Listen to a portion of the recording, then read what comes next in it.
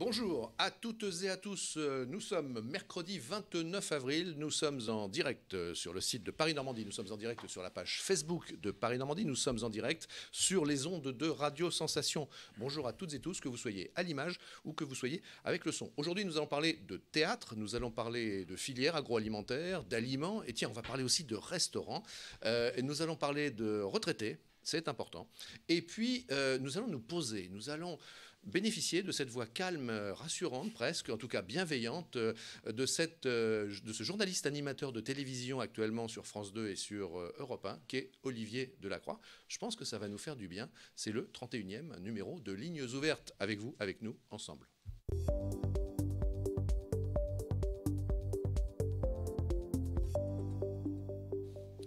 Et avec en plateau les indispensables. Tiens, je vais les appeler comme ça. Les indispensables. Ce sont Thomas Dubois. Bonjour Sylvain. Salut Thomas. Et puis Anthony Quindroy. Salut Anthony. Salut Sylvain. Bonjour les Thomas. indispensables, bonjour. Oui, pour nous aider à comprendre, à décoder nationalement, régionalement l'actu. On va passer un petit moment avec vous. Profitez-en. C'est du direct, c'est du participatif, de l'interactif. Donc, commentez, on relaiera, questionnez aussi. Parce que hier, des annonces importantes, bien sûr, on le sait tous, ont été faites. D'ailleurs, on les retrouve sous la forme d'un oui, mais dans l'édition de Paris Normandie d'aujourd'hui. Ce oui, mais qu'est-ce qu'il faut entendre derrière ces deux mots ? On va dire que c'est un semi-déconfinement. Hein. C'est marqué déconfinement sous ce oui, mais on pourrait peut-être mettre semi-déconfinement, parce que finalement, oui, effectivement, il y a cette date aujourd'hui du 11 mai qui va libérer entre guillemets certains commerces, certains secteurs d'activité, mais quand même il y a quand même un certain nombre de conditions qui sont posées, voire même Édouard Philippe a presque été alors pas menaçant, mais il a bien expliqué que si les chiffres d'ici là n'étaient pas convaincants, ce déconfinement pourrait être repoussé, sous-entendu respecter les règles. C'est pas le moment de lâcher la barre. Effectivement, on en parlait tout à l'heure avec un commerçant que j'ai pu croiser qui était dans l'attente, une restauratrice pour tout vous dire, qui est un peu en mode dépression en ce moment parce qu'ils n'ont pas, eux, de date de réouverture. Et quand on leur annonce fin mai pour début juin, elle me disait que pour elle, début juin, ce serait juste improbable et que quand bien même ils pourraient rouvrir début juin, les contraintes feraient qu'il y a plein de restaurants qui ne pourraient pas tenir le choc puisqu'on serait sur des jauges de remplissage qui seraient vraiment de l'ordre de 50%. Alors, s'il y a des choses qui vous ont paru curieuses, bizarres ou pas, s'il y a des questions que vous voulez poser à Thomas et Anthony, eh bien, surtout, n'hésitez pas. Alors, je relais. Pas trop dur. Comment ? Pas trop dur. Pas trop dur les questions. Qui a tué Kennedy, ça va être compliqué. Mais voilà, et puis l'occasion de vous saluer, comme je fais d'habitude, comme nous faisons d'habitude. Jason, Thierry, Angélique, Bécassine, Isabelle, Alex, Candice, Titouan, Aya, Séverine, Déborah et plein d'autres. C'est sympa, on est tellement heureux de vous retrouver et de faire cette session d'une heure tous les jours ensemble. Tiens, il y a une question de Julien. Je crois qu'on l'a eu cette question il y a quelque temps. À quand la réouverture des centres de formation ? Des centres de formation pour les lycéens, les adultes. J'imagine, oui. Si Julien peut préciser sa question. Si on peut avoir des précisions sur la question. S'il s'agit d'un CFA, d'un centre de formation par apprenti, par exemple. On imagine que c'est un peu les mêmes règles qui vont s'appliquer aux établissements scolaires. Voilà. Mais alors ça va être très progressif. Mais a priori, comme on commence plutôt par faire rentrer les plus petits, le centre de formation, on a envie de penser que ça va plutôt se caler sur les lycées. Peut-être que d'ailleurs c'est pas décidé finalement. On a vu que les lycées a priori ce serait plutôt juin. Voilà, mais effectivement il faudrait que je sais plus son prénom, Loïc, c'est ça. Julien, pardon. Julien qui nous précise sa question. Voilà, exactement. Si on n'a pas la réponse, on ira chercher ça et il pourra la reposer. Anthony, demain. Hier dans les déclarations et les annonces du Premier ministre, qu'est-ce qui vous a le plus rassuré et qu'est-ce qui vous a le plus étonné ? Ce qui m'a le plus rassuré, pas, pour être franc, pas grand-chose. On a quand même le sentiment que c'est un peu un micmac de plein de choses, des réouvertures partielles, des secteurs, une possibilité de se déplacer, c'était déjà annoncé, mais une possibilité de se déplacer, ne serait-ce qu'en France, jusqu'à 100 km. Jusqu'à 100 km qui reste compliqué. Voilà, je ne vais pas dire que ça m'a rassuré. Maintenant, on a une ligne Certains diront qu'elle n'est pas totalement claire, je peux le concevoir, mais on a quand même quelques points, notamment au niveau des commerces, majorité des commerces, qui vont enfin pouvoir ouvrir. Il va falloir s'armer de patience pour les masques encore, on le sait. Pour la partie restauration, à titre perso, je suis assez inquiet. Pour Anthony, les élèves aussi. On nous dit quand même qu'à partir du 11 mai, on en trouvera dans toute la distribution. C'est ce qui est dit. Maintenant, on va attendre d'avoir les faits pour pouvoir les commenter. Mais on sait que l'approvisionnement en masques, on en reparlait hier avec la présidente du Conseil national de l'ordre des pharmaciens, l'approvisionnement en masques, pour l'instant, il n'est pas encore garanti et il n'est pas encore acté au niveau du calendrier. Et pendant ce temps-là, Jérôme, sur Facebook, passe le bonjour à tous les livreurs de Paris-Normandie. Et oui, chaque matin, chaque nuit même, chaque nuit, tous les porteurs, ils sont à peu près une centaine, vont dans toutes les boîtes aux lettres des départements 76 et 27 distribuer Paris-Normandie, qui encore aujourd'hui, est à, je regarde le nombre de pages pour vous le dire, est à 48 pages. 48 pages comme d'habitude. Ça change pas.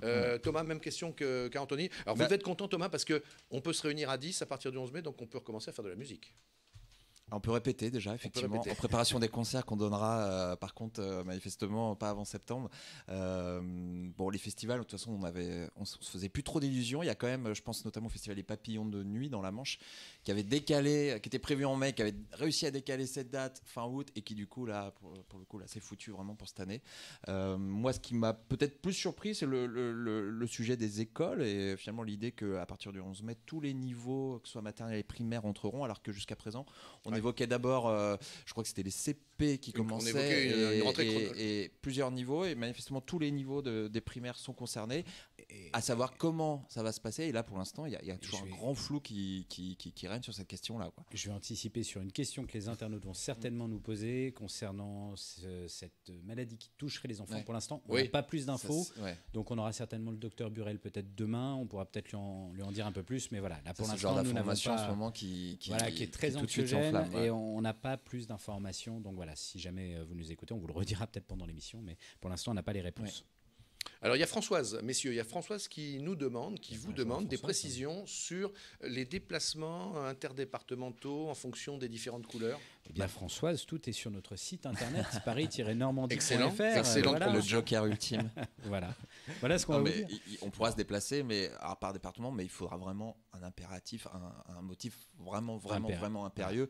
Après, est-ce que ça veut dire qu'en Seine-Maritime, par exemple, pour nous, on aura le droit d'aller se balader sur le bord de mer à Dieppe ou à Étretat? J'avoue que on ne pourra pas se balader en bord de mer. Voilà, c'est ça. On pourra faire des balades seuls, mais pas en bord de mer, vraisemblablement. Je l'ai juste sous les yeux dans le journal du jour.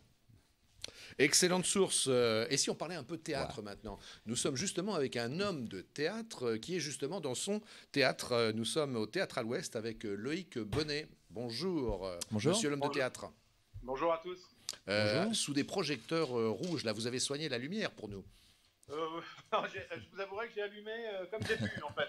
Et je trouvais ça sympa qu'on soit dans la salle. C'est plus sympa donne envie d'y retourner. Mais oui, merci. C'est plus sympa que si on était à votre bureau là. Ça nous fait rêver parce qu'on voit tous ces sièges derrière qui ne demandent qu'à accueillir évidemment des spectateurs. Ça nous fait rêver et en même temps ça nous rend triste puisque du coup tout est annulé et si on comprend bien, c'est pas prêt de redémarrer pour les théâtres. En fait, c'est tout l'objet du problème. Je vous entendais parler, j'entendais, je pense à tous les bars et les restos. Et nous, c'est encore pire parce que, bien évidemment, on est fermé. Mais nous, le théâtre, si vous voulez, il faut comprendre qu'on a besoin d'une échéance parce qu'on a besoin de vendre des billets au moment de rouvrir. C'est-à-dire qu'un restaurant, vous l'ouvrez, les gens rentrent, ils mangent. Nous, si vous n'avez pas de programmation, si vous n'avez pas de diffusion, si vous n'avez pas de publicité, c'est très compliqué de rouvrir. Et aujourd'hui, on n'a aucune date. Alors, monsieur le Premier ministre a dit que les rassemblements de plus de 5000 personnes, ce ne serait pas avant septembre. Donc, ça nous laisse une petite porte d'entrée en nous disant que ce genre de lieu où on a moins de 100, moins de 200 personnes, ça pourrait rouvrir. Mais pour l'instant, on n'a rien. Il vous faut combien de... Surtout, l'important, c'est que ce que j'avais envie de faire passer, parce que je suis le tout récent président d'une association des théâtres privés en région. On est 80 théâtres comme celui-ci à Rouen. Il y en a partout en France. On n'a pas d'aide. Pour l'instant, on a 0 aide. C'est-à-dire que depuis la fermeture le 15 mars, on n'a rien reçu, à part le chômage partiel pour certains qui ont des salariés, mais pas pour les dirigeants d'entreprise, par exemple. Mais l'UMI est très puissant pour les bars et les restaurants, mais nous, on n'a pas vraiment de syndicat puissant sur les théâtres. Donc, en fait, on parle très peu de nous. mais on est tous des entrepreneurs, on fait tous vivre du monde et on n'a pas de perspective. En fait, c'est très compliqué. Et moi, personnellement, à Rouen, si je reviens sur le Théâtre à l'Ouest, j'ai très peu ou pas du tout de contact, même pas du tout de contact avec la mairie, avec la métropole. J'ai un peu de contact avec le département parce que j'ai un ami là-bas, mais si je ne l'avais pas appelé, j'aurais pas eu de news. Et la région Normandie, aujourd'hui... Et vous les avez lancés? Bah, j'aimerais bien qu'on m'appelle, j'aimerais bien qu'on discute ensemble. Mais est-ce que vous les avez contactés? Alors, oui, bien sûr. J'ai eu Madame Leverbe qui a essayé de me joindre de la région, mais on s'est raté. Et depuis, ça fait 2 jours que j'essaie de la rappeler. Alors, je sais qu'il y a plein d'urgences. Hein. Je ne suis pas en train de dire que le Théâtre à l'Ouest, c'est l'urgence absolue. C'est juste que, en fait, au-delà de la santé financière de toutes ces entreprises, je pense au resto, au bar, je pense aussi à la santé morale et à la santé psychologique des gens comme moi, qui sont des patrons d'entreprise et qui sont vraiment, pour le coup, laissés tout seuls dans leur coin. Vraiment. Voilà. Donc, vous parliez de l'impossibilité de rouvrir du jour au lendemain. Concrètement, pour une réorganisation sereine, il faudrait que vous soyez informé combien de temps à l'avance? Quand je dis vous, ce sont les théâtres en général. Est-ce que la saison finalement est morte? La saison, si on peut ouvrir cet été, mais il faut qu'on le sache vite. Moi, d'habitude, je suis fermé l'été, mais je suis prêt à ouvrir l'été parce que je pense que des gens vont vouloir sortir. Après, c'est aussi ça, c'est savoir qui va vouloir revenir dans une salle comme celle-ci, parce que avec tous les médias, tout ce qu'on dit à la télé, voilà. Moi, j'ai une question à poser. Qu'est-ce qui prouve qu'il y a plus de risques de choper le Covid dans ma salle qu'au supermarché, que dans un métro, que dans un bus, que dans une entreprise, que dans un restaurant? Je sais pas. Aujourd'hui, on nous dit dans les théâtres, il y a plus de risques. Ben moi, je sais pas. Les spectateurs peuvent venir avec un masque et des gants, et de l'entrée à la sortie, ils ne sont pas obligés de quitter leur masque, alors que dans un resto ou dans un bar, bah, pour manger ou pour boire, il faut le retirer. Donc, je ne suis pas en train de dire qu'il faut ouvrir plus les uns que les autres, mais au moins concertons-nous. Et aujourd'hui, il n'y a pas de concertation, il n'y a pas de demande. C'est nous qui sommes patrons de ces lieux-là, c'est nous qui connaissons notre clientèle et notre manière de fonctionner. Aujourd'hui, on ne nous consulte pas. Donc, vraiment, si j'ai un appel à lancer, c'est vraiment appelez-nous, tous les lieux en Normandie et ailleurs. Hein. Moi, aujourd'hui, si je passe pas les coups de fil, j'ai pas d'appel. Voilà. Et justement, est-ce que vous maintenez le contact avec les artistes qui viennent jouer chez vous, qui vont venir jouer chez vous, qui j'imagine forcément sont dans l'attente, ont beaucoup de questions aussi. Qu'est-ce qu'ils vous disent? Bien sûr. Alors, on a fait une vidéo de soutien. Je vous invite à aller la regarder sur la page Facebook du théâtre ou la page Facebook de Théâtre Privé en Région. On a fait 70 artistes qui nous soutiennent, qui attendent des réponses aussi, parce que quand je parle de moi, je parle bien sûr de tous les intermittents et de tous les artistes. Ouais. En fait, on est perdu, on n'a pas de réelle direction. Alors, je pense qu'ils sont perdus à Paris, mais au moins, consultons-nous, essayons d'avancer ensemble par rapport à tout ça. Prendre une décision dans un bureau à Paris, ça ne va pas changer grand-chose. Loïc Bonnet, alors juste... Quelques mots pour toutes celles et ceux qui nous suivent. Hein. Il y a Alex, Françoise, Guillaume qui ont posé des questions. Je les ai notées et puis on va y répondre. Mais pour l'instant, on reste sur la thématique théâtre. Justement, sur le théâtre, Loïc Bonnet, il y a Mathieu qui nous écoute et qui nous dit « Le théâtre à l'Ouest me manque », donc ça va vous faire plaisir. Ça ne résout pas le problème, mais ça fait un petit peu de chaud au cœur. Vous avez un restaurant dans votre... Non, il n'y a pas il y a un restaurant Oui, on a un petit côté bar à manger. Ouais, voilà, c'est ça. Et donc, justement, quelqu'un demande, c'est Mathieu d'ailleurs, voilà, se pose la question de savoir quand est-ce que ça pourra réouvrir. Mais là, on se retrouve face aux mêmes règles que pour les autres restaurants. On est pareil. Moi, rouvrir que mon resto, si demain je peux le faire, ne serait-ce que pour avoir de l'activité, pour retrouver un peu de contact, je le ferai. Mais est-ce que ça va être rentable? Il y a aussi une question de rentabilité. Nous, on est des chefs d'entreprise, on est privé, on n'a pas d'aide. On n'en demande pas d'habitude. Hein. Moi, je suis privé, j'ai jamais demandé d'aide et j'en veux pas. Je veux pas de subvention, je m'en sors tout seul. Mais quand je peux ouvrir, là, on m'oblige à fermer. Donc, quid de qu'est-ce que je fais? Moi, mon établissement, à moi, si je prends mon exemple, perd 18 000 € par mois, 18 000 €, et je ne parle pas des charges de salaire, hein. Ça c'est pris en charge par le chômage partiel. Je parle des charges fixes. Voilà, le loyer, mon salaire à moi, parce que je ne suis pas pris en charge aujourd'hui, je n'ai pas d'aide, il faut bien que je vis, il faut bien que j'achète à bouffer pour mes gosses et ma femme. Donc, c'est 18 000 €, aujourd'hui, j'ai pas de réponse à donner en fait. Et ça va, le théâtre à l'Ouest, je tiens à rassurer tout le monde quand même, le théâtre à l'Ouest va bien, on a de la trésor parce que c'était une société qui était bien gérée, qui a énormément de fans, je reçois énormément de soutien sur les réseaux et merci à tous parce que c'est vrai que ça fait chaud au cœur, il y a des gens qui sont là et heureusement, mais aujourd'hui en termes de rentrée d'argent, parce qu'on parle très bien de ça quand on parle d'une entreprise, c'est la santé financière aussi de l'entreprise, aujourd'hui il n'y en a pas. Loïc Donc Bonnet, on a de quoi tenir parce qu'on a un peu de trésorerie, mais jusqu'à santé financière toujours, imaginons que vous êtes à peu près dans la même situation que les cinémas finalement aujourd'hui. Si demain il y a une annonce de réouverture, il serait certainement envisagé des mesures de distanciation sociale, c'est-à-dire un siège sur 2. Est-ce que pour vous, c'est viable de donner une représentation avec une salle à moitié vide? Alors, ou à moitié pleine si on est optimiste? Si je peux maintenir une partie de mon personnel au chômage partiel et rouvrir moi avec mon régisseur, on sera que 2, oui, c'est viable. Mais est-ce que pour l'artiste qui sera sur scène, c'est viable? Parce qu'il y a moi et puis il y a l'artiste. Il faut rémunérer aussi l'artiste. Donc aujourd'hui, on est déjà dans une économie un peu fragile parce que 200 places, c'est pas non plus des sommes extraordinaires qui sortent de ce théâtre. Donc il faut voir avec les artistes. On aura plus ou moins. Il y a des artistes qui aujourd'hui nous disent on vient jouer même gratuitement. Parce qu'il faut relancer ces lieux, parce qu'ils ont besoin de nous pour vivre. Et puis il y a des artistes qui auront leur propre position. Aujourd'hui, je ne peux malheureusement pas parler pour tout le monde. Ça remet en cause effectivement le principe aussi de l'intermittence qui risque d'avoir du mal à faire ses heures. Exactement. Aujourd'hui, c'est vraiment le message, c'est vraiment quelles aides et surtout parlons-nous. Alors on peut se parler en visio, ça serait bien qu'on m'appelle. Moi, je suis le seul lieu privé de Normandie. Pas de Rouen, pas de de Normandie. Il n'y en a pas à Caen, il n'y en a pas. Voilà, je suis le seul privé. Et aujourd'hui, je vends 45 000, 50 000 places par an. Donc, j'essaye d'apporter de la culture et du bonheur et du rire à plein de gens. Alors, quand je dis moi, c'est toutes mes équipes. Mais c'est vrai que c'est l'impulsion du Théâtre à l'Ouest. Alors, bien évidemment, on est dans une crise sanitaire incroyable. On soutient les soignants. Enfin, on en est tous conscients. On n'en est plus là, si vous voulez, à se dire ça. Parce que, bien évidemment, c'est la santé avant tout. Mais qu'est-ce qu'on fait? Quid de ce qu'on fait de lieux comme le mien et de tous les théâtres privés en région? J'allais vous demander justement, ça semble pas être le cas pour vous, mais j'allais vous demander si vous craignez justement pour la survie de lieux similaires aux vôtres aujourd'hui, clairement. Mais bien sûr, moi je vous disais que le Théâtre à l'Ouest, qui a une jauge de 200 places et à 320 représentations dans l'année, on a de la trésorerie, on peut tenir le choc. Mais il y a des lieux aujourd'hui qui ont 10 000 euros devant eux et qui demain vont fermer.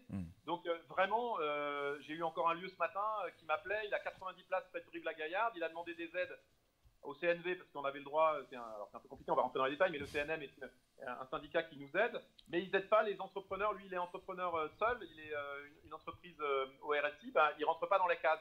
Parce que les effets d'annonce, c'est bien, mais il y a des cases après. Et quand on rentre dans les cases, quand on rentre dans les détails, des fois, on ne rentre pas dans les cases. C'est le cercle vicieux. Un théâtre qui ferme, ce sont des artistes qui ne peuvent pas jouer, ce sont des heures d'intermittence qui ne peuvent pas être réglées. Vous parliez d'un syndicat, le CNM, c'est ça? Alors, le CNM, en fait, on paye, si vous voulez. Mais c'est l'acronyme de quoi? La question piège. Écoutez, Loïc Bonnet, une question de quelqu'un qui nous suit et qui se demande si vous n'avez pas des effets d'entraide possibles avec d'autres salles. Chacun effectivement se préoccupe de sa salle, mais est-ce que vous n'essayez pas de vous relier les uns les autres, trouver peut-être des effets de synergie? Et puis deuxième question, puis peut-être qu'on finira là, sauf à ce qu'il y ait encore une question d'Anthony. Il y a toujours la dernière question d'Anthony. Est-ce que vous disiez tout à l'heure que vous étiez moins structuré dans ce métier que les métiers de l'hôtellerie et de la restauration, je vous ai entendu dire ça. Est-ce que justement ça ne serait pas l'occasion de structurer un peu ce métier en termes de branche syndicale ou représentation professionnelle? Vous me coupez l'herbe sous le pied. C'est ce qu'on est en train de faire. C'est pour ça qu'on a créé cette TPR, cette association des théâtres privés en région. Elle est toute récente, elle a une semaine. On est aujourd'hui 69 lieux à s'être réunis, alors qu'avant on était chacun dans notre coin. Et depuis qu'on a créé cette association, on a pu parler au ministère de la Culture, ce qui n'était absolument pas le cas avant. Donc oui, on est en train de le construire et c'est pour maintenant, c'est pour l'urgence, mais c'est aussi pour l'après. Bien évidemment qu'on va s'aider entre nous. On s'aide entre salles et puis on va pouvoir construire des tournées. Très bien. Il y a aujourd'hui des artistes qui venaient à Rouen mais qui n'allaient pas ailleurs. Je pense à Commandeur ou à Cubos ou à des gens comme ça. La dernière question. Pour que tout le monde ait accès à ce genre d'artistes, bien sûr. La dernière question, question courte, réponse courte. Concrètement, vous demandez quoi aujourd'hui au ministère? Des sous? Alors, on demande de l'aide pour nos lieux, pour les dirigeants. On demande l'annulation des charges sur toute l'année 2020 et surtout un plan d'aide, même quand on sera rouvert, parce que vous le disiez tout à l'heure, combien on va avoir de spectateurs avec les distanciations sociales, on ne sait pas. Donc de l'aide jusqu'à ce qu'on redevienne dans une situation normale. Eh bien, merci beaucoup. Oui, merci. Et puis, d'une certaine mesure, d'une certaine façon, pardon, Loïc Bonnet, merci de ce franc-parler, merci de cette énergie empreinte un peu d'anxiété et de colère que vous portez, parce que ça permet aussi à celles et ceux qui nous regardent aussi d'être dans le vif, à vos côtés, de ressentir avec de l'émotion ce que sont les tracas d'un homme comme vous, et puis de plein d'autres aussi, dans ces situations très très difficiles. En tout cas, on se bat et voilà, et on sera là à la sortie, je vous rassure. Ok. Le Théâtre à l'Ouest sera là Et à la on ira sortie. au Théâtre à l'Ouest. Merci beaucoup. Et Loïc on ira Bonnet. au restaurant du Théâtre à l'Ouest aussi. Exactement. Et on reviendra faire de l'impro chez vous. Je dis ça parce que j'ai. Absolument. Voilà. Avec Autopromo. Au revoir. Autopromo. À bientôt. Voilà, très, Pour très, une fois, pour très une fois. important. Au revoir. Très Au revoir, important. merci. Merci, au revoir. Chaque jour d'ouvrir des fenêtres, de donner la parole Oui, parce à que tous ça ces vient du cœur. entrepreneurs, On sent quels que ça qu'ils vient soient. du cœur. Entrepreneur, Ouais. ça commence à une personne Ouais. et ça finit au grand groupe. Oui, et puis là, on est sur vraiment plusieurs thématiques. Il y a à la fois l'entrepreneur, il y a à la fois la question des intermittents du spectacle qui sont vraiment pris à la gorge aujourd'hui. Enfin voilà, je pense que son intervention, effectivement, comme vous le disiez, elle était. Alors, j'ai pas senti de la colère, j'ai senti effectivement Non, une comme- volonté de combattre plutôt. Bien sûr, bien sûr, bien sûr. Alors, Vous allez bien, Sylvain? Ça vous Ça laisse va pantois. Un petit- non, mais c'est parce que je vais tout vous dire, c'est parce que Parce c'est qu'on ja- lui parle dans l'oreillette. On- Donc, quand c'est comme voilà. ça, normalement, on est censé meubler avec Thomas. On est censé raconter des choses sur la voilà. une du journal, par exemple. On a Donc, beau avoir oui, l'habitude, mais c'est Thomas. jamais Qu'est-ce qu'on vous dit évident dans d'avoir l'oreillette, Sylvain? la script Dites-nous dans tout. l'oreille en même temps qu'on parle. Mais merci à elle d'être très très proche de moi. Elle s'appelle Marie aujourd'hui. Bonjour Marie. Alors, il y avait Alex, messieurs, vite fait, avant qu'on passe avec notre journaliste, chroniqueur, Perico Légas. Ça va être formidable, c'est l'heure du déjeuner, donc il va nous donner Sauf faim. pour nous. On va le prendre tout de suite, mais Alex nous disait, en département rouge, faut-il rester confiné? Il se pose la question. Alors déjà, faudra savoir quels seront les départements rouges et les départements verts. rouges ou non. Ouais. Dans l'absolu, on n'a pas vraiment. Alors, j'en parlais tout à l'heure, on n'a pas une vraie clarification. Mais par définition, ce sera plus strict dans les départements rouges. Maintenant, les déplacements seront plus limités. Voilà, c'est tout le sens de l'intervention d'hier. Est-ce que reste à savoir qui sera en rouge, qui sera en vert. Là, ça va être la grande interrogation dans les jours qui viennent. Alors, on avait Françoise qui nous demandait, alors c'est une question qu'on réservera plutôt demain au docteur Burel, mais elle nous disait les masques artisanaux protègent vraiment de quoi, de qui? Je pense qu'on on en reparlera avec le docteur Burel. Guillaume nous demande, les restos sont fermés jusqu'à quand? Eh ben, c'est la grande incertitude, hein, c'est ce qu'on redit depuis tout à l'heure. On aura une réponse fin mai pour éventuellement une réouverture le 2 juin, et je pense qu'on pourra en parler avec Perico Légas qui Oui. arrive en Et la plateau. restauration scolaire aussi. Guillaume nous parlait de la restauration Alors scolaire. ça va Se dépendre questionner. aussi des municipalités. Il y a certains maires qui ont déjà annoncé qu'il n'y aurait pas de réouverture de Oui, restauration. c'est ça. Ouais. Il de a été restaurants évoqué la scolaires. possibilité que les enfants mangent à leur table dans leur classe. Alors, est-ce que c'est les parents qui vont préparer leur repas, etc. On ne sait pas encore. Bon, et puis une question aussi sur quelle sera la date de fin de respect de ces 100 km maximum de distance à parcourir. Grande Écoutez, je question. vous propose En fait, de donner le numéro de téléphone d'Edouard Philippe. À ce moment-là. on va l'appeler, on l'aura en Ouais, fin on va essayer de le d'émission. trouver. Edouard Philippe sera en fin d'émission. avec Bon, nous. ça tombe Non, bien, c'est on parlait une plaisanterie. restauration, on parlait cantine scolaire, et bien quoi de mieux pour accueillir Perico Légas, notre journaliste critique gastronomique bien connu. Bonjour Perico. Bonjour. Bonjour. Bonjour. Oh, vous avez mis des bretelles aujourd'hui Perico. Oui, parce que je jardine un petit peu, je suis en train de préparer mon potager. Ah, et qu'est-ce que vous faites pousser? Des carottes, Des carottes, c'est tout. oui, des tomates pour quand il fera beau, et puis quelques fines herbes. Voilà, histoire Puisque, montrer aux enfants ce que sera l'avenir, c'est-à-dire qu'on se nourrira de ce qu'on aura dans notre potager, dans notre poulailler. Ah, on sera en totale voilà. autarcie. Perico, puisque vous parlez avant qu'on en vienne au thème de votre chronique du jour, puisque vous parlez de tomates, est-ce que vous êtes un amateur de toutes ces tomates un peu particulières qui sont revenues au goût du jour, ces différentes variétés qu'on ne voyait pas il y a ne serait-ce que 5 à 6 ans? Alors la réponse est simple, quand elles sont bonnes, j'en suis inconditionnel. Mais comme 8 fois sur 10, je tombe sur du coton mouillé, je commence à être très inquiet. Notamment dans les magasins bio. Alors vous savez, vous avez les cœurs de bœuf, vous avez les noirs de Crimée, bah oui, voilà. vous avez les ananas. Quelquefois, c'est totalement insipide, farineux. Je ne sais pas comment on ose vendre ces tomates à ce prix-là, avec le terme bio. Voilà. Par contre, quelquefois, vous tombez, la preuve que ça peut se faire. Je pense que c'est une histoire de rendement, il ne faut pas trop les arroser. Vous tombez sur des tomates merveilleuses. Rien de plus grand qu'une bonne tomate avec un filet de scie de vinaigre normand. C'est une pure merveille. Mais on tombe dessus de temps en temps. Donc oui, à la réhabilitation de la vraie tomate, évidemment en saison et de proximité, et non à ces tomates qui viennent de l'autre bout d'Europe. Voilà. Mais j'espère c'est que un cri du cette cœur. crise que nous vivons va nous conduire, va nous amener à repenser tout ça de façon plus rationnelle et plus normale. Alors, on vous a lancé là sur les tomates parce que vous nous parliez de tomates. De quoi vous aviez envie de nous parler aujourd'hui? Qu'est-ce qui retient particulièrement votre attention? Juste un mot hier sur la déclaration du Premier ministre, sans tomber dans la polémique. Bon, réouvrir les transports en commun, le métro, bien sûr, il faut bien que l'économie reparte, mais on pénalise les cinémas et les restaurants. Il est beaucoup plus facile de respecter les barrages et de contrôler ce qui se passe dans un cinéma. On n'a qu'à espacer de 3 places, de 4 places, et dans un restaurant où les professionnels sont prêts à jouer les jeux, que dans une rame de métro ou dans un train où c'est incontrôlable. Donc ça a l'air un peu punitif. On dirait que c'est le père la morale, Philippe, qui dit, vous savez, aux Gaulois qui sont dans la jouissance, maintenant c'est terminé, vous allez être obligés de morfler. Donc je ne suis pas d'accord, il y a des solutions partout, et nos artisans restaurateurs et tous ceux qui le font travailler ont besoin de réouvrir au plus vite, dans des conditions conformes à la santé. Voilà ce que je voulais dire. L'UMI s'inquiète d'une faillite de 25 à 30% des établissements. Vous voyez l'avenir comment, vous qui connaissez bien les établissements de restauration? Il y aura de la casse. Quand vous cessez d'arroser une plante pendant 2 mois, vous avez beau la arroser 2 mois après, si les racines ont séché, c'est fini. Vous avez des entreprises qui étaient au bout du rouleau parce que la conjoncture était difficile, et celles-là ne s'en remettront pas. Alors 10, 15, 12, 15%, on va voir si les pouvoirs publics peuvent compenser. Mais pendant 3 mois, ça veut dire que l'argent ne sera pas rentré du tout avec des charges qui sont maintenues. Je ne connais pas d'entreprise en système libéral qui puisse survivre à ce système-là. On verra en espérant que la casse soit la moins douloureuse possible. Alors, les charges vraisemblablement vont être annulées.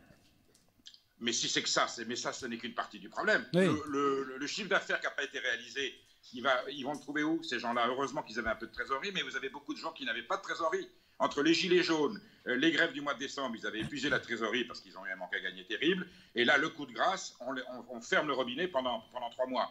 En général, pour les plus faibles, c'est fatal et c'est irréversible. Oui. Je n'ose pas croire qu'on se dit, oui, mais du coup, les grands groupes industriels, la restauration de chaîne va s'en tirer, alors que le petit artisan, le petit aubergiste qui est à la campagne, dans nos départements normands. Vous savez, j'ai vu beaucoup de fermetures depuis que je tiens la rubrique à Paris-Normandie, beaucoup de petites auberges qui déjà fermées dans la situation actuelle. Je pense qu'il y en a certaines, j'irai les revoir. Je crains le pire pour certaines. Donc un appel aux Normands, dès le 11 mai, le 11 mai, je veux dire fin mai ou début juin, repartez vite dans ces vraies petites auberges qui auront besoin de notre soutien, de notre participation pour continuer à vivre et à faire vivre tous les artisans et les producteurs qui sont autour d'eux, évidemment. Justement, on le disait tout à l'heure, une décision fin mai pour une éventuelle ouverture en juin, ça vous paraît supportable? C'est un drame. Non, mais c'est un drame. C'est comme si on me disait, voilà, ta maladie, au lieu t'as 6 mois ou t'as 1 an. Le résultat va être catastrophique pour certaines entreprises. Donc le plus tôt sera le mieux. Il y a déjà des solutions. Des grands chefs comme Alain Ducasse ont proposé des solutions très précises. On peut réouvrir tout de suite si on veut, dès le 10 mai, avec des normes. Et bien, là où on faisait 30 couverts, on n'en fera que 15. Là où on en faisait 20, on en fera 10. Mais il faut bien faire rentrer un petit peu d'argent dans ces entreprises. On ne peut pas leur couper le robinet jusqu'à la fin. Perico Légas, justement, ce que me disait hier un syndicat professionnel, c'est qu'avec des jauges moindres, avec 50% de taux de remplissage, certains restaurateurs ne peuvent même pas s'en sortir. Ah mais attendez, la grande majorité. Attendez, il faut repenser les charges sociales, il faut repenser le type de fonctionnement, avec quel type de produit, quel type de carte. C'est ça où c'est intéressant. Est-ce qu'on va pouvoir refaire de l'abri-cuisine de proximité française ici, qui correspond au goût de ce que nous avons besoin aujourd'hui pour faire vivre ce pays, ou est-ce qu'on continue à partir sur une cuisine un petit peu aventuriste, coûteuse, compliquée? Il faudra tout repenser philosophiquement, professionnellement et déontologiquement. C'est ça qui est passionnant. Mais je compte sur les professionnels de l'hôtellerie pour penser les choses bien à fond. Perico, tout à l'heure, on évoquait avant de vous prendre à l'antenne la restauration scolaire. On n'entend pas tellement parler de la restauration scolaire en ce moment. Alors, il y a des endroits où elle est vraiment déjà exemplaire. Il y a eu beaucoup d'efforts de fait sur des produits de proximité, sur des produits bio. À Rouen, vous avez une cuisine municipale qui est tenue par quelqu'un d'exemplaire. Et je pense que ces systèmes-là doivent perdurer, doivent au contraire se multiplier. Les enfants de la colonisation rouennaise mangent de la viande normande, fournie par la Maison Grosdois. C'est formidable. Donc, il faut aller dans ce sens et il faut généraliser tous les exemples positifs qui ont permis à la restauration scolaire ou collective de progresser dans un sens de respect du produit, de respect de la saison, de la proximité. Eh bien, ce qui était anecdotique deviendra la norme. Il faut que ça devienne la règle. Et c'est comme ça qu'on s'en sortira. Et j'ai grand espoir, justement, que cette crise du coronavirus incite les pouvoirs publics, les collectivités locales, les élus à prendre en considération ces enjeux pour nous faire désormais de la vraie restauration scolaire, parce que c'est important ce que mangent nos enfants et nos aînés également dans les EHPAD, et on sait à quel point ils sont touchés. Et c'est maintenant qu'il faut prendre le taureau, la vache normande par les cornes. La vache normande par les cornes. Et Perico Légas, la dernière fois qu'on vous a vu, je vous avais demandé une recette pour nous mettre en bouche. Alors, on est en pleine période d'asperges. Elles sont magnifiques. Ah oui, les asperges sont fabuleuses en ce moment. Dans les marchés, des belles asperges, des grosses. C'est tout simple, on les pèle, enfin, les blanches, parce que les vertes, il n'y a pas, mais elles ne sont pas de chez nous. Vraiment les blanches de Normandie, on les pèle légèrement, on les fait cuire dans un courbouillon. Alors, ma recette, c'est la sauce. On prend de la crème crue normande, qu'elle vienne du pays de Bray ou du pays de Caux ou du pays d'Auge, de la bonne crème crue fermière. On fait monter un blanc d'œuf en neige, vous voyez, comme si on faisait une meringue. On mélange ce blanc d'œuf avec cette crème fermière et on ajoute un peu de persil, un peu de ciboulette si on veut, poivre et sel et une cuillère à soupe de vinaigre, j'en parlais tout à l'heure, de vinaigre de cidre fermier normand. On émulsionne cette petite sauce. D'habitude, on mange des asperges sur une moustine ou sur une hollandaise. Eh bien, ça, c'est une normande, une sauce normande. Bon. Crème de Normandie, vinaigre de cidre de Normandie, vous allez voir, c'est un régal. Impeccable. C'est un plat de saison et ça coûte 3 fois rien. Et ben pour la prochaine fois, un dessert, s'il vous plaît. Merci beaucoup, Perico. Autre chose que des asperges, si possible aussi. La turgoule j'adore ça. Je vous ferai la turgoule déconfinée. Non, je trouve autre chose. Vous êtes plutôt sucré ou salé, Perico? Salé. Bon, bah écoutez. Pas de chance. De goûter le sucre, mais voilà, j'aime beaucoup les. Il y a pire comme obligation. L'embûche de vie. Alors, faut qu'on partage une table la prochaine fois. Oui, sans faute, bien sûr. À mercredi prochain. Vous vous souvenez, Perico, qu'on s'était dit il doit y avoir 2 ans qu'on irait à l'hôtel de Paris aux Andelys. On n'a jamais tenu parole. Pourquoi vous prenez la voix de Colombo, Sylvain Richon? Alors, vous vous souvenez, Perico? Il y a la chaîne d'or, aux Andelys, et il y a ce cuisinier à l'ancienne qui nous attend. On tiendra le pari, j'espère qu'il sera encore là, mais même s'il n'est pas là, je pense qu'il ouvrira sa cuisine pour nous donner à manger. Mais on n'ira pas que vous et moi, Sylvain, on ira à Saint-Aussi pour fêter le retour de la normalité. Moi, en tout cas, Perico, Valérie, entre autres, ils doivent être nombreux à mon avis, mais Valérie et Jules apprécient vos propos et vous disent bravo, Perico. Et on vous retrouve mercredi prochain, et n'oubliez pas la commande d'Anthony, une recette sucrée, tant pis si vous préférez le salé. Allez, j'ai 8 jours pour la trouver. 8 jours pour la trouver, et simple, une recette facile à faire. Facile. À mercredi prochain. À la semaine prochaine, merci. Merci, au revoir. Merci, au revoir. Et puis je suggère que Marie, qui nous écoute en ce moment, remette la recette dans les commentaires Facebook à l'issue de l'émission. Voilà, Marie, si tu nous entends. Excellente suggestion. Ton travail. Excellente suggestion. Juste avant, restez bien avec nous, juste avant de retrouver Olivier Delacroix, vous le connaissez, c'est l'homme des yeux d'Olivier sur France 2, ça repart ce soir. Ça repart ce soir. Et on l'entend et on l'écoute tous les soirs tard sur Europe 1. Il écoute les auditeurs d'Europe 1. Juste avant de retrouver Olivier Delacroix, disais-je, quelques images. Martin Torrent est allé tendre le micro pour savoir ce qu'on pensait de la reprise de l'école.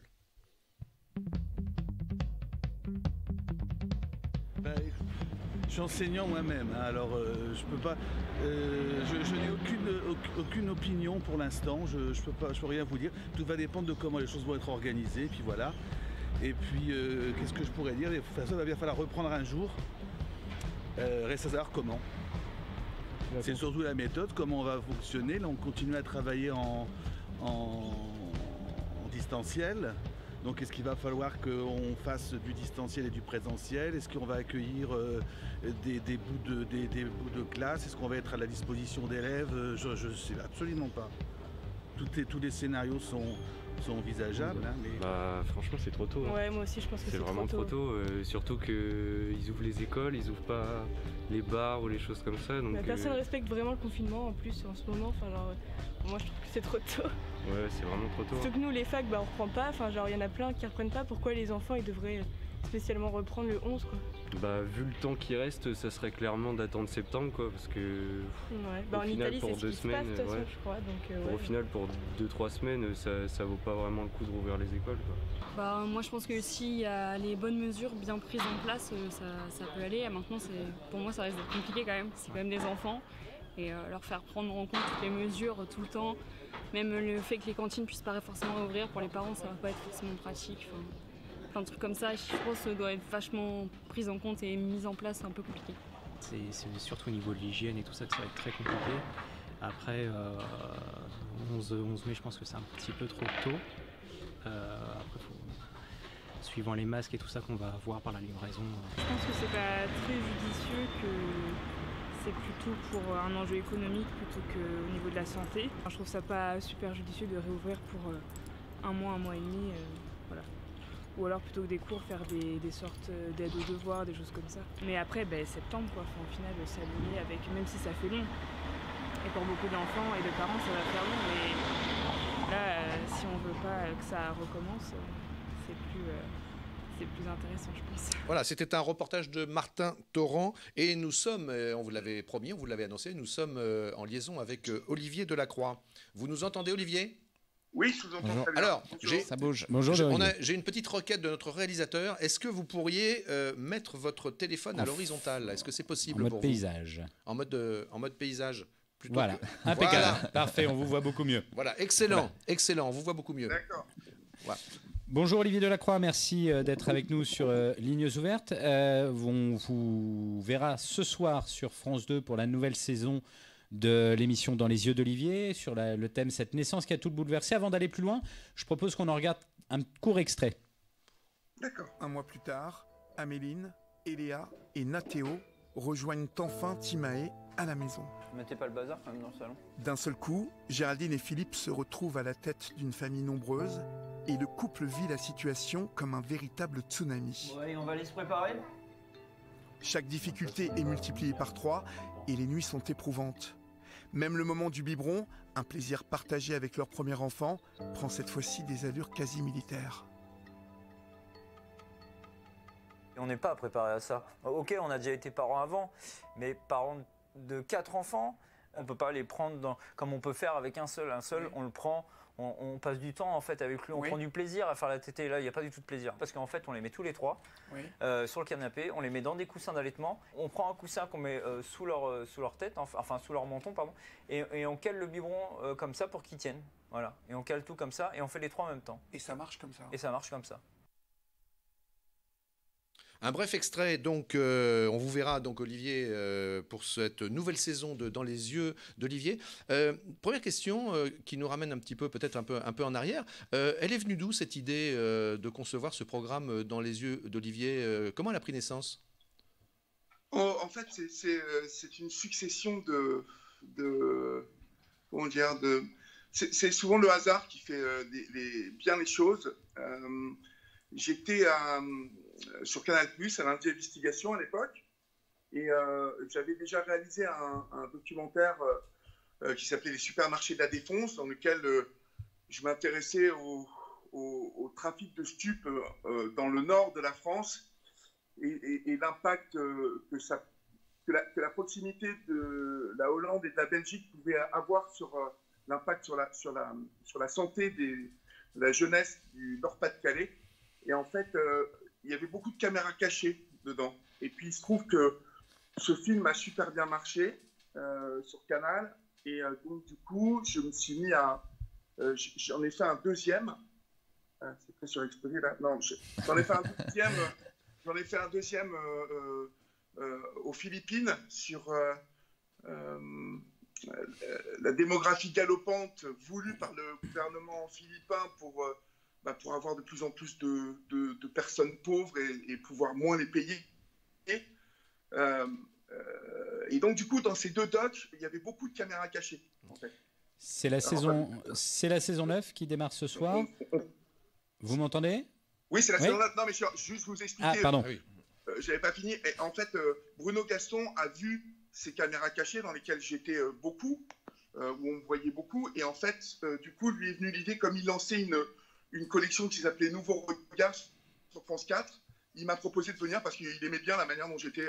Et c'était le début des films, des documentaires incarnés, en fait. Donc c'est comme ça que l'écriture est née et qu'au fur et à mesure sur France 4, on a commencé un Nouveau Regard. Et quand Nathalie Darrigan a vu sur France 2 comment était Nouveau Regard, elle m'a proposé de venir sur France 2. Voilà. On en profite. C'est un peu long, mais... Ouais.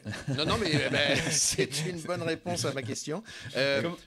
Comment vous trouvez les idées de sujets et puis surtout les témoignages, parce que là on a vu un extrait où vous êtes allé dans une famille un peu débordée par l'arrivée d'un 4e enfant, si j'ai bien compris. Triplé surtout. l'arrivée de triplés. Ah oui, bah voilà, l'arrivée de triplés. Vous allez les chercher ou vous inspirer de vos contacts que vous pouvez avoir. Vous allez dans la presse quotidienne régionale, peut-être. Exactement, on va partout. En fait, mon équipe en fait de journalistes va sur les groupes de parole, dans la presse régionale. C'est souvent. Aujourd'hui, en fait, on fait des appels à témoins. Hein, et aujourd'hui, on bénéficie quand même aussi de la réputation de l'émission. On a une bonne réputation pour notre sérieux. Les gens ont confiance en nous. Donc finalement, quand il leur est arrivé quelque chose, c'est vrai qu'on est pratiquement la seule émission sur laquelle ils ont envie de venir se raconter. Donc voilà, sur cette saison en tout cas, c'est vraiment la saison où il y a vraiment le plus de témoins comme ça qui sont venus suite à un appel à témoins. Ce qui était plutôt rare avant, parce que bon, les gens se méfient quand ils voient une annonce dans la presse, cherchons pour tel thème. Voilà. Et là, on a eu quand même pas mal de témoignages exclusifs. Donc voilà comment on trouve. Mais je pense que tout journaliste fait ce type d'enquête. Hein. En fait, on n'a rien d'extraordinaire, mais c'est vrai que on se doit d'avoir des histoires fortes. Justement, des histoires fortes. En ce moment, il s'en passe beaucoup en cette période de déconfinement. C'est pas trop frustrant pour vous de se dire que c'est pas possible d'aller rencontrer les gens. Est-ce que ça donnera quand même des idées pour plus tard, de documentaires, de sujets? Ça me donne vraiment une idée. Enfin non, c'est une idée que j'ai depuis longtemps, mais je pense qu'actuellement on voit combien les gens ont envie de parler, ont envie on voit tous ces anonymes parler durant ce confinement, et je trouve que ça montre combien les gens ont besoin de communiquer, ont besoin de parler sur tout un tas de thèmes. Donc j'espère que ça va donner des idées à mes patrons, à France Télévisions, parce que ça fait longtemps que je milite pour qu'on revienne à une émission de témoignage profond, mais d'échange aussi, vous voyez. En gros, ce que je vous dis, c'est que, et j'en parlais hier avec Katia Maxime, mon bras droit, qui produit l'émission avec moi, je lui disais, tu vois, cette émission qu'on fait demain soir, avec tous ces témoins, on aurait très bien pu la faire dans une maison ou autour d'une table où ses parents racontaient chacun leurs histoires. Alors, et on aurait pu les faire échanger. Avec la distanciation sociale. Justement, Olivier, est-ce que vous pourriez dire que manque aujourd'hui, non pas que je le compare à vous, pas du tout, mais c'est sur les thèmes abordés, est-ce que manquerait aujourd'hui une émission justement où on serait avec les gens un peu à la façon de ce que faisait Jean-Luc Delarue à une époque, le soir? Je vous remercie de poser la question, mais je vous la retourne. En fait, moi qui suis journaliste, présentateur, producteur, je milite pour cette idée-là depuis maintenant 2 ans. C'est plus à vous, je retourne la question, est-ce que cette émission-là ne manque pas? Est-ce que ce type de rencontre ne manque pas? Ce type de rencontre a pourtant montré combien elle suscitait l'intérêt du public. Et moi, bien évidemment, j'adorerais porter une émission comme ça. Mais ça veut dire que les chaînes ne sont pas aujourd'hui à l'écoute du retour à l'antenne de ce type de programme? Elles seront à l'écoute. C'est pas une question d'écoute. Je pense que c'est une... Je ne sais pas où se situe le blocage. En tout cas, vous seriez partant pour animer ce genre de programme? Ah, mais complètement. On va repasser à la région avec Thomas. Non, simplement, oui, voilà, on est sur Paris-Normandie. Difficile de ne pas vous faire parler juste d'Évreux, de la région d'Évreux, en quelques mots. Quels sont les échos que vous avez de vos proches, de vos amis sur place?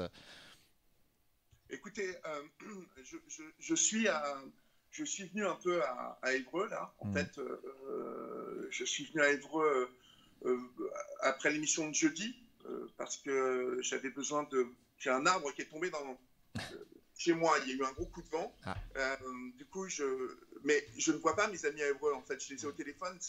Je suis arrivé donc il y a 4 jours. Je fais l'aller-retour en ce moment et je vais repartir aujourd'hui sur Paris, parce que les allers-retours, c'est pas.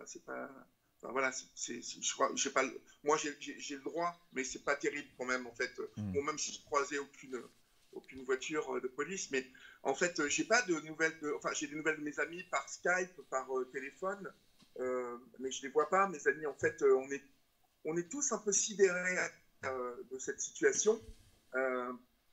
Je pense que ceux qui vont le mieux, en fait, sont ceux qui font du télétravail, parce que on s'est aperçu que durant cette période, l'esprit se ramollissait un peu, quoi. C'est un peu mon cas, je vais vous dire. C'est que heureusement que j'ai Europe 1 tous les soirs et que je peux converser avec les gens, que je peux échanger, parce que en fait, c'est une période où j'ai du mal chez moi à stimuler mon esprit, justement, à écrire, à créer. En fait, je m'aperçois que l'interactivité avec les gens dans une journée, en fait, les rendez-vous qu'on peut avoir, même dans la rue, c'est quelque chose de très stimulant, de très important pour l'esprit. Justement, dernière question, Olivier Delacroix, parce que notre conducteur, vous savez ce que c'est, nous pousse aussi. Oui. Vous parliez d'Europe 1, justement, on vous entend, on vous écoute tous les soirs sur Europe 1, si on le souhaite et si on aime ça. Moi, d'ailleurs, je vous ai écouté hier soir, vous étiez en train de discuter avec une personne qui vous racontait qu'elle avait lancé une activité de coaching, si je ne m'abuse. Simplement, si vous pouvez répondre assez rapidement, puisque vous avez ces gens le soir au téléphone, dans cette période de confinement, qu'est-ce que vous en retenez ? Qu'est-ce qui vous frappe le plus de ce qu'ils vous disent par rapport à l'époque? Si vous pouvez encore une fois être assez réduit dans votre réponse. Ce que j'en retiens, c'est que, comme je vous le disais tout à l'heure, cette période, elle est unique, elle est nouvelle, elle est frappante pour tous ces gens. Et puis j'ai l'impression que ça ramène tout le monde, qu'on soit de n'importe quelle condition sociale, on est tous au même, on est tous privés de liberté. Et en fait, je pense qu'il y a une réelle envie de changer tout un tas de choses dans notre vie d'après. Et j'espère simplement que l'essai sera réalisé, comme on dit. J'espère qu'on ne va pas qu'y penser, mais qu'on va vraiment le faire. Merci beaucoup, Olivier Delacroix. Merci. On vous retrouve ce soir. On vous retrouve ce soir, jeudi, sur France 2. Mercredi. Mercredi, c'est ça. On se perd dans les jours. Au revoir.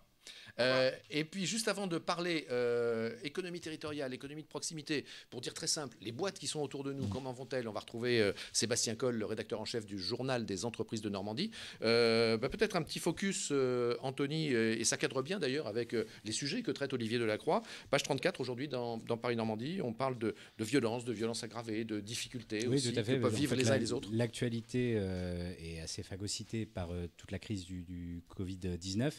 Mais il y a malheureusement des faits divers encore qui se produisent. Et on a dans le journal du jour Baptiste Leroux, que les internautes connaissent. Oui. Qui intervient régulièrement sur le plateau. Sensation également, qui intervient régulièrement sur le plateau, qui revient sur une affaire là, de condamnation de 5 surveillants de prison à Val-de-Reuil. Donc voilà, j'invite les internautes à aller sur le site internet et pour en savoir un peu plus sur cette info Paris-Normandie. L'actualité continue. Voilà, l'actualité la plus réjouissante, mais elle continue à côté du dans le print également, dans le journal papier également. Passons à l'économie de proximité, l'économie près de chez nous, pour dire les choses simplement. Bonjour Sébastien Coll. Bonjour Sylvain, bonjour Anthony. Sébastien Coll, donc rédacteur en chef, je le répète, du journal des entreprises de Normandie. Et en vidéo. Pardon? Et en vidéo. Ah oui, en vidéo. De Normandie, et donc dans lequel vous nous faites vivre d'une manière simple, passionnante souvent, et puis très souvent positive d'ailleurs, la vie des entreprises dans lesquelles on travaille les uns et les autres autour de chez nous. Alors, vous retenez à chaque fois vos interventions 3 brèves. On passe à la première. Oui, je ne vais pas vous démentir Sylvain, j'ai choisi effectivement des brèves, des actualités qui sont plutôt positives. On a notamment la reprise, le redémarrage lent du site Renault à Cléon. Alors pourquoi lent? Parce que mise en place de mesures barrières, tout ça est très contraignant pour le site. C'est un site qui fabrique des moteurs et des boîtes de vitesse, et Renault a décidé de redémarrer par ces sites de mécanique avant d'aller vers les sites d'assemblage. Donc Cléon fait partie des premiers sites qui redémarrent. À la base, c'est un site qui compte 4000 salariés et jusqu'à 4007 avec les intérimaires. Et là, pour le redémarrage, on a seulement quelques ateliers qui vont être ouverts pour à peu près 5% de l'effectif. Donc vous voyez, c'est vraiment une reprise assez lente, mais qui doit permettre de mettre en place les gestes barrières, de mettre en place tout ce qui doit fonctionner avec cette nouvelle organisation qui est très lourde, me disait la direction. On va quand même rappeler que les syndicats sont enfin en tout cas la CGT à Cléon était opposée à cette réouverture. Voilà, c'est juste une petite précision. Ouais, mais alors ça a été fait quand même en coordination avec le comité social et économique de l'entreprise qui lui a donné son accord. Et pour vous dire, en fait, c'est vraiment la pierre d'angle pour le redémarrage, puisque c'est aussi fait pour rassurer les salariés, pour leur permettre de revenir en toute sécurité, reprendre les activités du site petit à petit. Je crois qu'Anthony voulait teaser l'interview de Philippe Martinez qui paraît demain dans nos colonnes. Merci Anthony. Une interview qui a été réalisée par quelqu'un sur le plateau dont les initiales sont TD, voilà, tout simplement. Thomas Dubois, pour dire les choses très clairement, Sébastien Coll, quelle est la deuxième brève dont vous voulez nous faire profiter ? Eh bien, la mise au point d'un test de dépistage rapide du Covid-19 par une société de Caen qui s'appelle Loop d'e-Science. Alors, c'est pas évident peut-être à prononcer ou à comprendre. C'est une start-up caennaise qui est spécialisée dans la biotechnologie et qui travaillait déjà sur la mise en place d'un test de dépistage pour tout ce qui était coronavirus canin et félin. Mais avec l'arrivée du coronavirus et ses implications humaines, la société a décidé très rapidement de s'orienter vers le dépistage du coronavirus humain pour répondre à la crise sanitaire. Et elle a mis en place un petit kit d'analyse qui est baptisé Loopix, qui est un appareil d'analyse portable et autonome. Et l'avantage de cet appareil, c'est qu'il pourra être transporté assez facilement sur les sites de reprise du travail, dans les EHPAD, les maternités ou encore les services de santé. Et il permet en 30 minutes simplement d'avoir une analyse traditionnelle qui jusqu'ici nécessitait 2 à 3 jours. Allez, sans vos fiches, Sébastien, elle travaillait depuis quand sur le projet de coronavirus animal ? Eh bien, c'était depuis la fin 2019. Ouais, donc, ils étaient vraiment presque... C'était avant le coronavirus humain. Et sur le coronavirus, il y a plusieurs sortes de coronavirus. C'était sur le Covid-19 spécifiquement ? Non, c'était sur les coronavirus canins et félins. D'accord. Et ensuite, avec la crise sanitaire, ils ont décidé d'orienter leurs recherches assez rapidement pour aider justement à détecter et à dépister le coronavirus. Je ne sais pas si on peut le revoir à l'image, mais comment ça fonctionne, là, ce petit boîtier qu'on a vu Eh bien, écoutez, alors pour vous donner... Allez-y, Patrick Carmoz. Non, mais attendez, en même temps, c'est ça, c'est Patrick Carmoz, tout à fait. Il faut appuyer sur le bouton. A priori, d'avoir accès au séquençage génétique du virus. Moi, ce que je propose, c'est qu'on appelle les patrons de la boîte pour qu'ils nous fassent une petite... c'est intriguant. Parce que c'est intriguant, ouais. Juste pour vous préciser, en fait, il permet de mettre au point un test moléculaire rapide. Voilà. Bon, de toute façon, oui, merci de nous donner cette info, Sébastien, et puis merci de nous faire cette suggestion, Anthony. On pourra effectivement accueillir les promoteurs de cet outil, de cette start-up dans notre émission Lignes ouvertes. Tiens, juste avant la troisième brève, Sébastien, Guillaume, qui nous écoute, nous pose la question suivante. Il voudrait savoir comment ça se passe, les entreprises, comment vont-elles dans la région de Bouleville, si je ne m'abuse. Il nomme notamment Rio Glass. Rio Glass, justement, a redémarré ses activités. Nous disait aussi dans le journal récemment qu'ils avaient justement une bonne gestion, une bonne trésorerie qui devrait leur permettre de passer le cap. Et donc, en fait, les sites ne sont pas vraiment arrêtés. Ils étaient évidemment en activité restreinte, mais l'entreprise poursuit ses activités et bénéficie a priori d'une bonne gestion, d'une bonne trésorerie qui devrait l'aider à passer le cap de la crise sanitaire. Et la Minute Promo, c'est aussi sur le journal Paris-Normandie. Guillaume peut retrouver les articles. Et puis Jacques en profite pour vous poser une question, Sébastien, vous qui êtes l'homme de l'économie. Jacques, il nous dit, il réfléchit, il nous dit en quoi finalement se remettre à produire des voitures et des camionnettes, que ce soit à Cléon ou à Sandouville, est prioritaire. Qu'est-ce qu'on peut lui répondre ?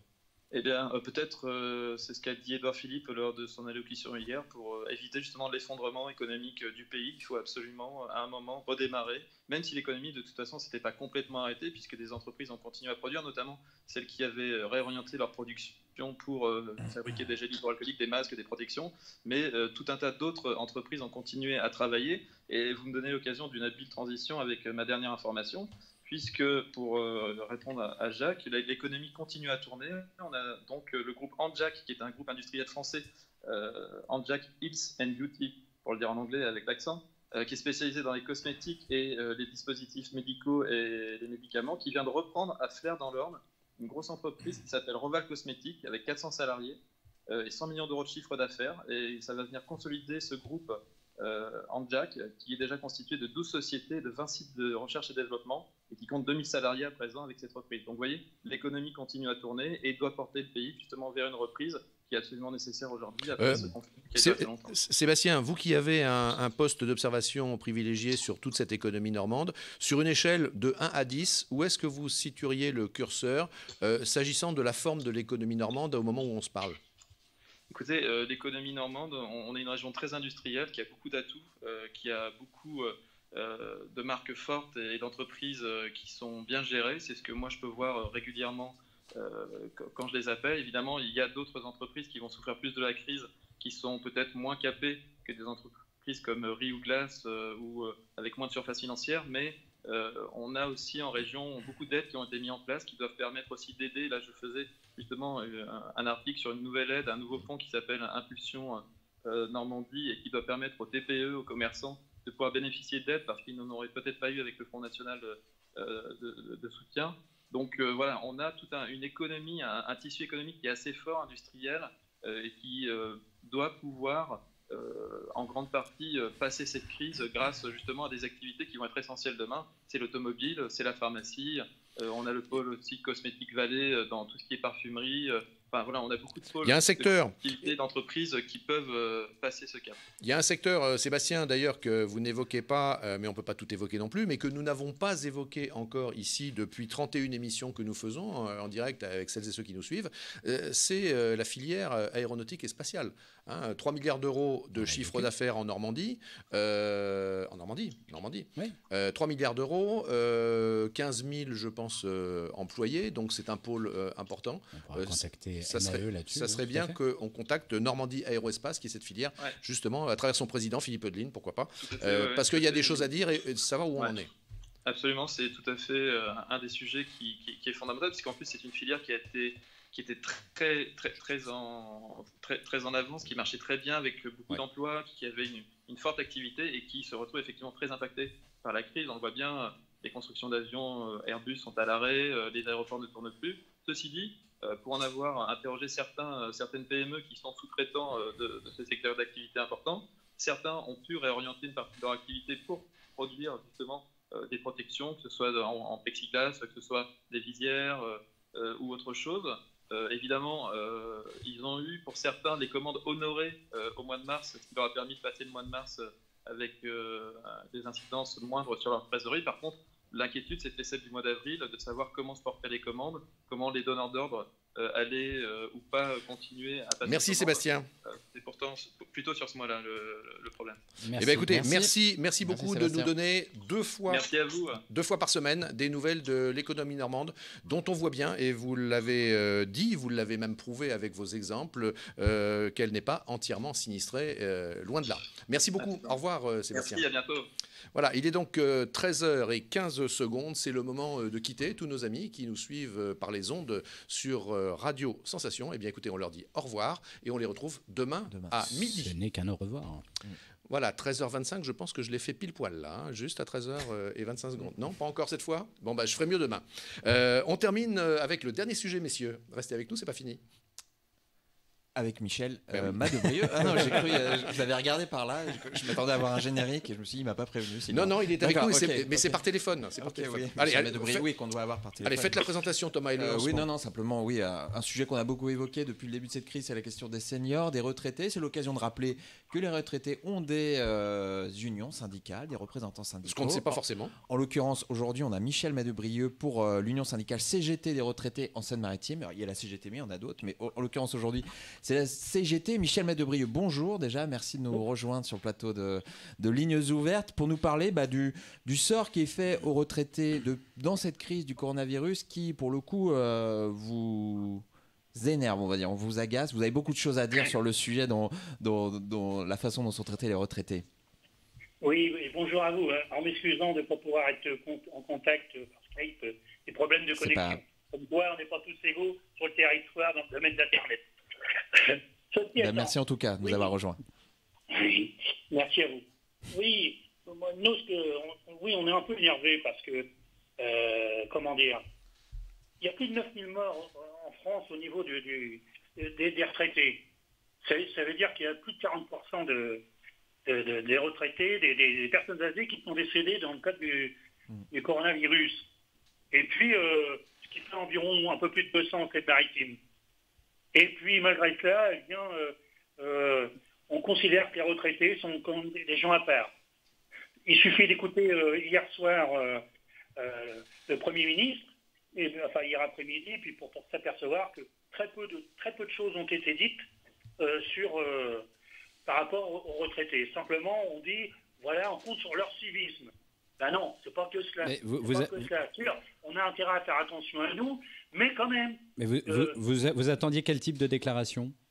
Par exemple, des trucs simples, mais l'exemple des masques, par exemple, c'est flagrant. Il devrait y avoir des masques pour l'ensemble de la population, et notamment pour les plus fragiles, et jusqu'à preuve du contraire, les personnes âgées sont les personnes les plus fragiles. Eh bien, la réponse, c'est que on aura soi-disant les masques pour tout le monde, enfin du moins pour une partie de la population, à la 8e ou 9e semaine de confinement. C'est pas sérieux. C'est pas sérieux. Il faut que toutes les personnes âgées aient des masques. Eh bien non, c'est pas prévu comme ça. Je prends cet exemple-là. Également les personnes malades. Tout est fait à l'avenant comme ça. Et moi, j'ai Thomas. bien noté hier, par exemple. Pardon? Non, Thomas, voulez-vous poser une question? Oui, j'allais vous poser une question. À quelle place, selon vous, il faut accorder justement aux seniors dans cette stratégie de déconfinement? Effectivement, vous l'avez dit, c'est une population qui est considérée comme plus fragile.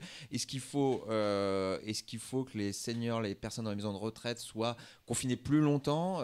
Quel est votre avis sur cette question-là? Il faut que les conditions soient réunies pour que rapidement, ce qui n'est pas le cas encore aujourd'hui, pour que les personnes âgées puissent avoir accès qu'on puisse, leurs enfants, leurs petits-enfants, leurs amis, s'il y a besoin, puissent aller les rencontrer. Ça leur manque et c'est normal. C'est normal. Donc, les choses aujourd'hui ne sont pas faites pour qu'il puisse y avoir ces rencontres. Ce qui a été fait par exemple dans les EHPAD, c'est pas quelque chose qui permet déjà une avancée. Alors il y a eu une période où les visites étaient interdites. Là, ça a été un peu plus... Le dispositif a été allégé. Oui, mais c'est loin de suffire quand même. Franchement, c'est loin de suffire. Parce qu'il faut revenir à la genèse de tout cela. Pourquoi est-ce qu'il y a tant de morts dans les EHPAD quand même? Pourquoi il y a tant de morts quand même dans les EHPAD? C'est parce qu'il n'y a pas eu les moyens sanitaires de protection à la hauteur des besoins. C'est ça la question de fond. Donc, les résidents ont été contaminés, le personnel soignant a été contaminé, etc. Donc, vous voyez bien que les choses n'ont pas été prises bien en amont. Et voilà la situation que ça nous mène aujourd'hui. C'est inadmissible, ça. Les représentations, les unions syndicales, les retraités sont beaucoup mobilisés ces derniers temps, avant la crise du coronavirus, sur les questions de pouvoir d'achat. Est-ce que quand la vie va reprendre normalement, ce sont des sujets sur lesquels vous allez de nouveau monter au créneau? Bien sûr, bien sûr. Les organisations syndicales et les associations, notamment Seine-Maritime, nous sommes faites. On proteste depuis plus de 2 ans pour l'augmentation des pensions, contre l'augmentation de la CSG, etc. Et on n'est pas entendu. On n'est pas entendu. Je reviens légèrement en arrière. On a interpellé le préfet sur la question de ce qui se passait dans les EHPAD. Pas de réponse. On a interpellé l'ARS. Pas de réponse. On a interpellé le président du département. Pas de réponse. Simplement, les députés de La République En Marche qui nous disent « Ah ben, on surveille de près ce qui se fait ». Ce n'est pas surveiller qu'il faut, c'est imposer des mesures pour que tout le monde soit bien protégé. Je reviens sur la question des revendications. Bien sûr que nos revendications elles restent pleines et entières. Demain, quand on regarde la situation aujourd'hui, où les salariés demain vont payer la note, où les retraités vont payer la note, quand dans le même temps, les dividendes vont continuer à être versés au grand patronat, c'est inadmissible. Donc demain, c'est une image, on sait bien. Nous serons à nouveau dans les rues pour réclamer notre dû. Notre dû, c'est simplement d'être reconnus. Nous ne sommes pas des citoyens à part, mais des citoyens à part entière. Très bien. Merci beaucoup. Michel Madebrieux, c'est l'occasion de rappeler qu'il n'y aura pas de défilé forcément du 1er mai cette année. Voilà, il va falloir vous en passer. Je peux vous dire justement, sur la question des retraites, je peux dire un mot simplement. Rapidement. Regardez, rapidement, merci à vous. Regardez, les infirmières, on les applaudit. Le personnel de santé, on les applaudit dans la dernière période, on a raison. Il n'y a pas que cela à applaudir d'ailleurs. On a raison. Simplement, on est en train de casser leur système de retraite. Et avant, ils pouvaient partir à 57 ans, ils ne seront pas obligés de partir à 62 ans. Si la réforme est mise en place. Et puis, regardons les choses objectivement. Si la réforme des retraites devait être appliquée, si elle était appliquée aujourd'hui, il faut se rendre compte que la retraite de chacun aurait baissé. Même ceux qui étaient en retraite aujourd'hui. Parce que le PIB a baissé de 8 à 10%. C'est pas la CGT qui l'invente, ça c'est les statistiques. Donc, baisse du PIB, baisse des pensions, si la réforme que veut imposer Emmanuel Macron et le gouvernement, voilà ce qui se passerait, malheureusement, si ça devait voir le jour. A priori, elle va tomber à l'eau. A priori, elle va tomber à l'eau, cette réforme. En tout cas, elle va pas réapparaître de sitôt. Et très bien. Pour l'instant, elle est simplement que reculée. J'espère que ça va tomber à l'eau. Mais pour l'instant, ce n'est que reculé.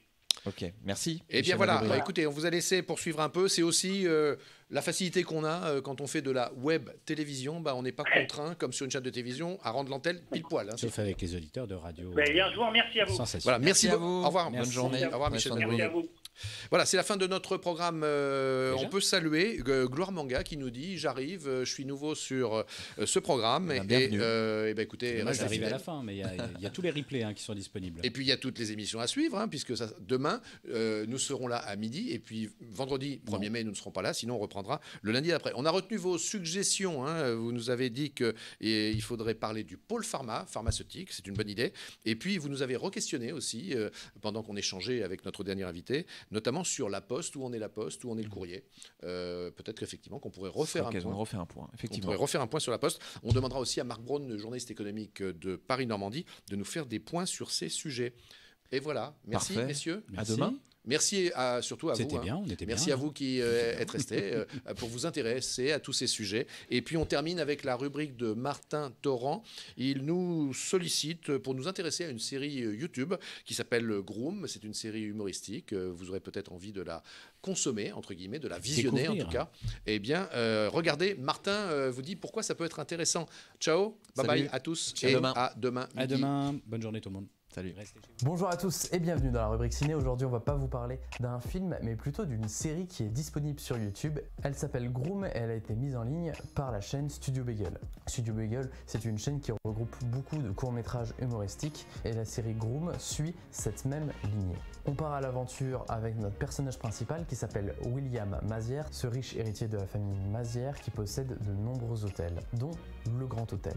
Le soir de ses 30 ans, il va décider de faire une fête. À l'issue de celle-ci, il va avoir un accident et pour réparer sa faute, son père, qui lui est propriétaire de l'hôtel, va l'obliger à travailler et à remplacer le groom. Je t'ai tout donné, je t'ai laissé faire le petit con pendant 30 ans. À partir d'aujourd'hui, t'as 1 an pour apprendre la vie. Et si tu y arrives pas, t'as plus d'héritage. Et moi, j'ai plus de fils. Comment ça, si j'arrive pas à quoi? Je comprends pas. À bosser, trou du cul!